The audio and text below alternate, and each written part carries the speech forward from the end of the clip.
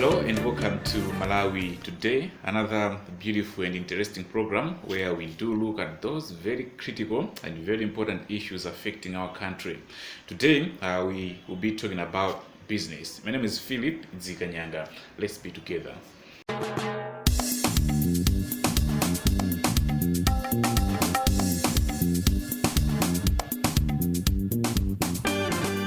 Today, as I said earlier on, we'll be specifically looking at business in Malawi. How are we faring? Are we making progress, or we are at standstill? And we are privileged. We are in city center, specifically at Madison Holdings, and we'll be talking to Dr. Desmond Bikoko. He is a well-known business person, and also at the same time, he is a former mayor for Lilongwe City. Welcome in the program. Thank you. As I have earlier alluded, we want to look at business. I understand you have been in business for so long, and you have built such a successful empire. I want to understand or learn from you, how would you first of all describe the business environment in Malawi? Is it fair enough, specifically for indigenous people like yourself? First and foremost, I have not built an empire. I'm just trying to survive in business. But I think the environment is conducive for people to establish and sustain businesses. What we lack as business people is maybe support, mainly financial support. I think our financial institutions, they're not very supportive of SMEs in Malawi. So if that would change, you'll find that more and more people are now venturing into businesses. Because Malawi is blessed with so many entrepreneurs. There are so many ideas. People would want to start up businesses and employ fellow Malawians, pay taxes to government. But what they're lacking is startup capital and support from our financial institutions. You have talked of lack of support from the financial institutions. I'm sure you're talking of those lending institutions. Yes. For quite a time, a lot of entrepreneurs have been complaining of high interest rates, which are charged when they borrow money from the lending institutions. And I'm sure you are a victim of the same as well. But is there maybe political will to change the situation? Because recently we saw the bill being shot down in Parliament, which could have helped to deal with such kind of issues, the interest cutting bill. At the moment, I'll say no, there's no political will from our political leaders, because I had expected that the bill should have gone through, and they would have passed a bill to allow the reduction of interest rate. I don't know the reason why they voted against the reduction of the interest rate, because I haven't followed up on the reasons in that effect. But I think first and foremost we need a reduction of the interest rate, because the current interest rates are prohibitive. It forces you to operate with limited resources for fear of defaulting on bank loans. But there are huge benefits if the banks can reduce the interest rates. More people will be able to borrow and finance, and also reduce the default rates. Most people, they default because they are unable to pay at such exorbitant interest rate. So I would maybe urge our politicians, to revisit the decision and see the consequences of the rejection of the bill that was recently rejected by Parliament. Just painting a picture, how have you suffered from the current scenario, the current situation where business people have to pay so much when they borrow money from the lending institutions? How has that affected you as a business person? Normally, like for me personally, and from people that I know, we tend not to want to borrow. And thereby I think we are limited in terms of our business growth. We want to grow with financial support from the financial institutions, but because we do not want expensive loans, so to say, then we are limited in terms of growth. If you look at our colleagues in the Western world, you find interest rates at 3%. They're able to borrow heavily and finance new projects, employ new people, bring in new innovative ideas. But you can't say the same thing about in Malawi. I think ideally we borrow on a need basis. Okay, so if I have a shortfall in my cash flows, then I want to borrow to finance my operations. But I'm not borrowing to grow the business, because when you go to grow the business, the repayment period is short. Okay, you look at our colleagues, you borrow, you have maybe a grace period of 2 years for a new project, but you can't speak the same about our financial institutions in Malawi. So we are limited. So you find a company that has existed for 5 years is failing to grow. They're still doing the same thing they did 5 years ago.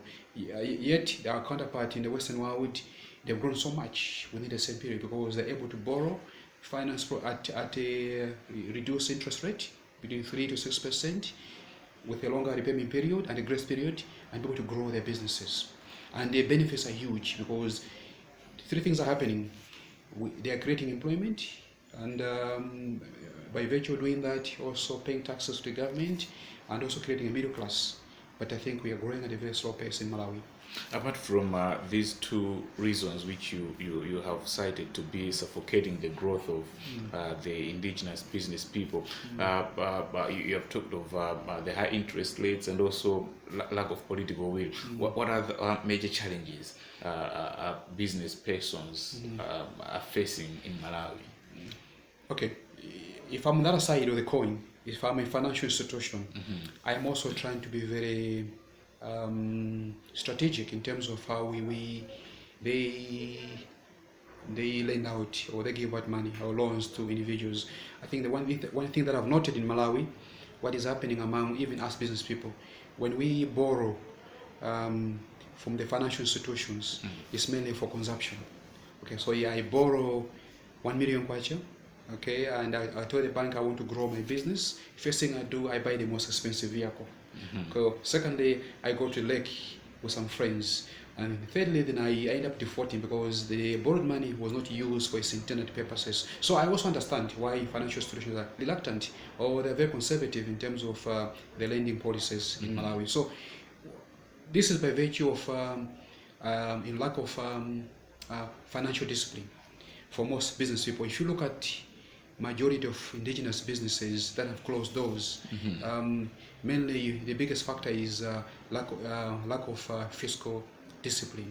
We tend not to separate business finances from personal finances, and eventually they lead to collapse of our businesses in Malawi. In other ways, there is a need to do some sensitization, some civic education on the basics of money, how money works, on the part of the business persons. I think yes, there's a need for financial trainings for Malawian entrepreneurs, so they understand how businesses are run, how to separate personal finances and business finances. Issue of planning, strategic planning, is also key to running, a business. All of us, including me, at one point, we made those mistakes where we haven't been able to separate personal finances and business finances. So some of us will learn through the processes, but others become victims of their own doing. So we really need to train indigenous Malawians that want to go into entrepreneurship, the importance of separate the 2 issues, personal finance and business finances. If you are given a chance to be among the policy makers, I know you have been in politics before, and you know how the system works. But that aside, what would you suggest to be done to end with these main challenges affecting business or the growth of business in Malawi? So I lost you. At the policy level? At the policy level, and also as an individual, what would you suggest should be done to end these problems affecting the growth of business or entrepreneurship in Malawi? I think first and foremost, I'll go back to what I said earlier. We are looking at our financial institutions. I think we need to be talking to them, because the country will not grow a middle class if we don't have more businesses that are being established. So there's a need for the government to be talking to our financial institutions to try to reduce the lending rates. And secondly, it's also an issue of sensitizing people like us, people that are in business. They need to get into the habit of repaying. I think as Malawians, we tend the default rate is high. Okay, so that's why you find the banks say, okay, we'll give you money, but give us collateral. So somebody coming in from Polytechnic with a brilliant idea, obviously he's blocked from setting up a company because he or she may not have a collateral. So we also need to be talking to our financial, our prospective entrepreneurs. They need to, for fiscal discipline, they need to write bankable business plans that are attractive to the financiers. We also need to be looking beyond Malawi. Okay, we need to be looking at even international financiers. There are so many other countries have done it. Rwanda is doing it at the moment. They've brought in a lot of financiers to come in and finance local businesses. But the issue is the same. Do you have experience running a business? Do you have collateral? So government can play a role to ensure that it acts as a bridge between the business communities and our financing institution locally or internationally. We'll have to go for a short break. Okay. In case you are just joining us, we are inside Malawi today. And today in the program, I'm talking to Dr. Desmond William Bikoko, who is the founder of Madison Holdings. We'll be back after this break.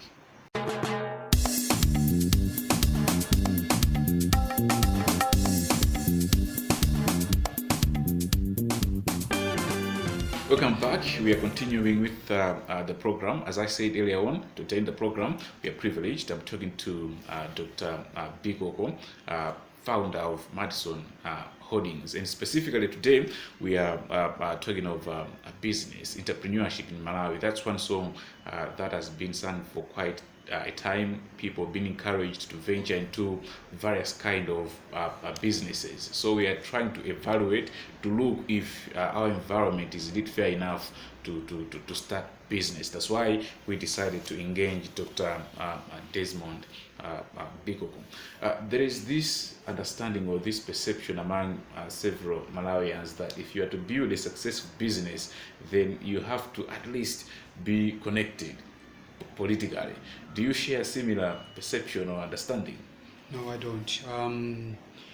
We look at Malawians that have become so successful. There are so many of them. You find that there was no political connection. What is required is commitment, dedication, and hard work. You have to be willing to put in the hours. You have to be willing to make the sacrifices to succeed. If you're looking for political connection to be successful, those who bring in short-term results, and once those connections are gone, the business will also not survive. So you really need to know what you're doing, and most importantly, you need to love what you're doing. Once you love what you're doing, it doesn't feel like you're working. It feels like you're doing you are doing a chore that you love. So secondly is you have to plan long term. Okay, you have to close your eyes and say, where should my company be in 5 years from now, and what does it take for me to reach where I want to be with my company, and work through those plans. But without plans, even the Bible says, without plan people perish. So even without a business plan, a business will also perish. So issue of political connections, I don't buy into that. And I've seen people that have done it, they're successful with zero political connections. There are some people that they have not even been involved in politics for so long, at any point, but they are so successful running their businesses. So issue of politics is a non-starter for me. In other words, you are truthfully rather, and seriously telling us that you not even you don't involve your businesses in politics. No, that would be the end of my business. You don't mix the two. Either you become a politician, serve your country, or you stay outside politics and run a business. Okay? But you don't mix the two. But it doesn't mean if the government tenders that I cannot bid. I will still bid and compete with other people that have also bid. If my bid is good, I win. It's fair and square.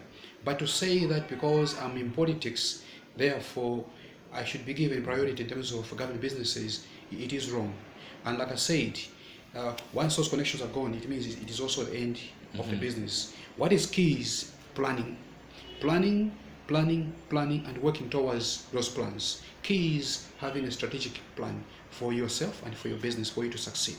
I understand for the past 5 years, you have been in politics. You even rose up to a position of a mayor and also been a key member of the Democratic Progressive Party. I want to understand from you, have you quit politics or you are still party to the same? I've decided at the moment, let me focus on running my business. I think if you're not aware, while I was in politics, my business really suffered. I think I had not put the systems in place on what will happen to my business if I'm not there. So I've come back. I want to rebuild my businesses. Then thereafter, if I choose to be, I'll go back and into political realm. But at the moment, I'm only focusing on running my businesses. Should we call it a sabbatical leave?